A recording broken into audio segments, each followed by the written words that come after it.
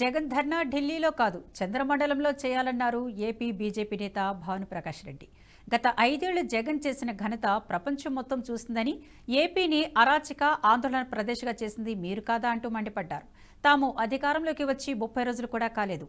మేము అధికారంలోకి వచ్చిన తర్వాత రాష్ట్రంలో శాంతియుత వాతావరణం కోసం ప్రయత్నిస్తున్నామని తెలిపారు. వైసీపీ హయాంలో విధ్వంసం సృష్టించిన ఎవరినీ వదిలే ప్రసక్తే లేదని, అందరినీ చట్టం ముందు నిలబెడతామన్నారు భానుప్రకాష్ రెడ్డి.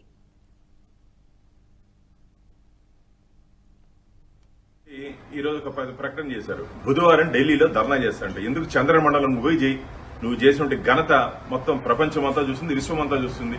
5 సంవత్సరాల కాలంలో నువ్వు ముఖ్యమంత్రిగా ఉన్నప్పుడు ప్రజల మీద దాడి, పత్రికల మీద దాడి, ప్రతిపక్షాల మీద దాడి, రోజు దాడే కదా, రోజు విధ్వంసే కదా. ఆంధ్రప్రదేశ్ ని ఒక అరాచక ప్రదేశ్గా మార్చావు. ఆంధ్రప్రదేశ్ ని పూర్తిగా ఆందోళన ప్రదేశ్గా మార్చినటువంటి ఘనత నీకే దక్కింది. మేము అధికారంలోకి వచ్చి, ఎన్డీఏ కూటమి అధికారంలోకి వచ్చి 30 రోజులైంది. భారతీయ జనతా పార్టీ, టీడీపీ, జనసేన మేము వచ్చిన తర్వాత ఒక శాంతియుత వాతావరణంలో ఆంధ్రప్రదేశ్ ని స్వర్ణాంధ్రప్రదేశ్ గా చేయాలని చెప్పి ముందుకు పోతా అంటే మా మీద మసిపూసే ప్రయత్నం చేస్తున్నావు.